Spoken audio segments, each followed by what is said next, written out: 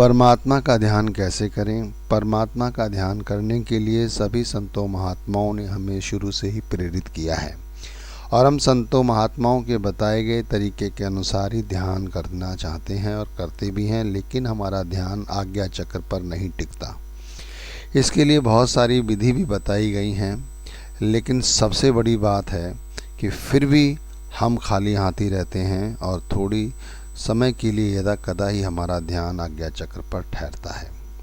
तो हमें चाहिए कि हम अपने इष्ट की लीलाओं का भी श्रवण करें, जिससे कि हमारा ध्यान आज्ञा चक्र पर, शिव नेत्र पर, जहाँ बहनें बिंदी लगाती हैं उस स्थान पर ज़्यादा से ज़्यादा टिके।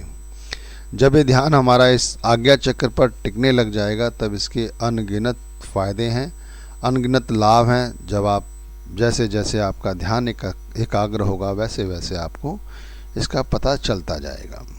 मैं सरल विधि के माध्यम से समझाने का प्रयास करता हूँ। जैसे माना मेरे इष्ट भगवान श्री कृष्ण हैं और मैं परमात्मा का जब भजन या ध्यान करने बैठता हूँ चौखड़ी मारकर, ये ध्यान या ये भजन, ये सिमरन कई तरह से किया जा सकता है। बहुत सी जीवात्माएं माला द्वारा नाम का सिमरन करती हैं, बहुत सी जीवात्माएं उंगलियों के पोरों पर नाम का सिमरन करती हैं, बहुत सारी जीवात्माएं अजप्पा जाप जपती हैं जहाँ पर जुबान नहीं हिलती। बहुत से लोग नाम को मुंह से भी रटते रहते हैं या नाम को दोहराते रहते हैं, इस तरह भी सिमरन करते हैं और आज्ञा चक्र पर परमात्मा की छवि या अपने गुरु की छवि या नाम की छवि लाने की कोशिश करते हैं। लेकिन ये नाम का जो ध्यान है, परमात्मा का ध्यान है, थोड़े देर बाद ही यहाँ से हट जाता है।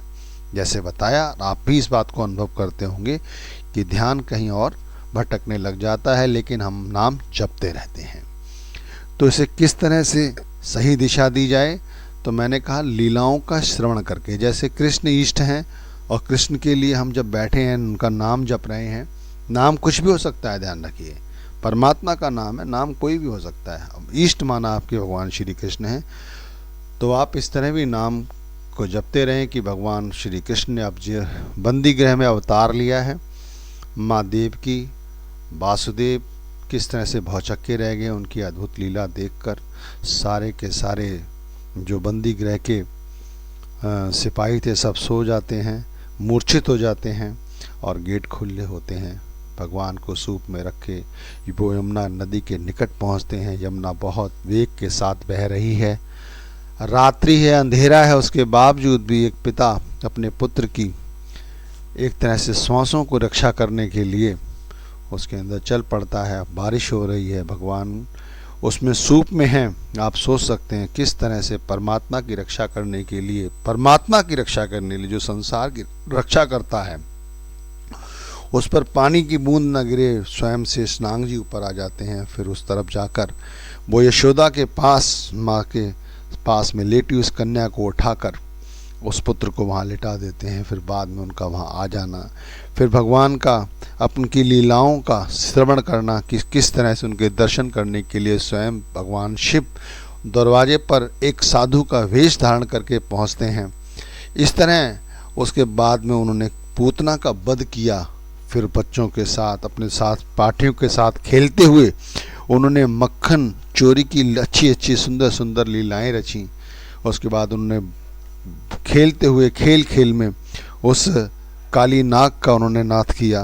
किस तरह से उसके बाद उन्होंने अपने जीवन को और आगे रास्ता दिया और एक बार जब मथुरा पे विपत्ति आई तो उन्होंने पूरे के पूरे उस गोवर्धन को ही अपनी उंगली पर उठा लिया, पर्वत को।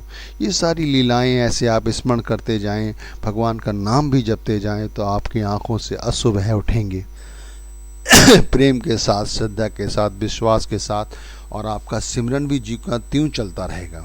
हमारा काम है कि हम ज़्यादा से ज़्यादा अपने ध्यान को एकाग्रचित करके रखें। इसी तरह बहुत सी जीवात्माएं भगवान श्री राम को इष्ट मानती हैं, तो भगवान राम की भी मर्यादा, पुरुषोत्तम की कितनी सारी उनकी लीलाएं हैं। आप उनके नाम को जप रहे हैं, गुरु के द्वारा दिए गए नाम का सिमरन कर रहे हैं। किस तरह कौशल्या के माँ के सामने भगवान अवतरित होते हैं और गोस्वामी तुलसीदास जी महाराज ने वहाँ पर चौपाई भय प्रगट कृपाला दीन दयाला कौशल्या हितकारी, उसमें बहुत सारी ऐसी लीलाएं हैं। फिर भगवान के जन्म के बाद किस तरह उनके पैरों में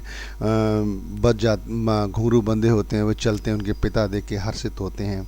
उसके बाद उनका बड़ा होना, गुरु के आश्रम की सेवा करना, गुरु की सेवा करना, गुरु की आज्ञा को सिरोधार रखना, फिर गुरु के ही कहने पर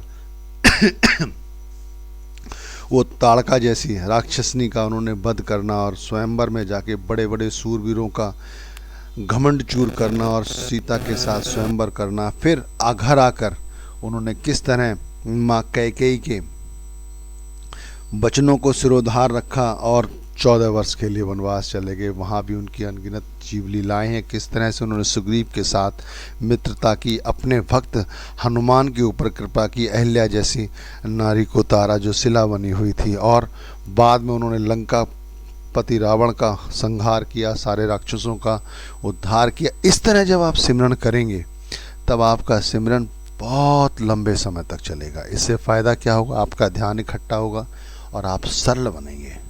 सरल कैसे बनेंगे?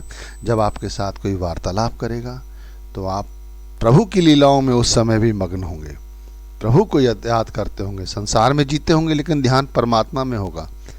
फिर आप क्रोध, लोभ, मोह, अहंकार जैसी भाषाओं का त्याग ऑटोमेटिक आपके हाथ से होता चला जाएगा। आप खुद ही कहेंगे कि वाह कृपा है।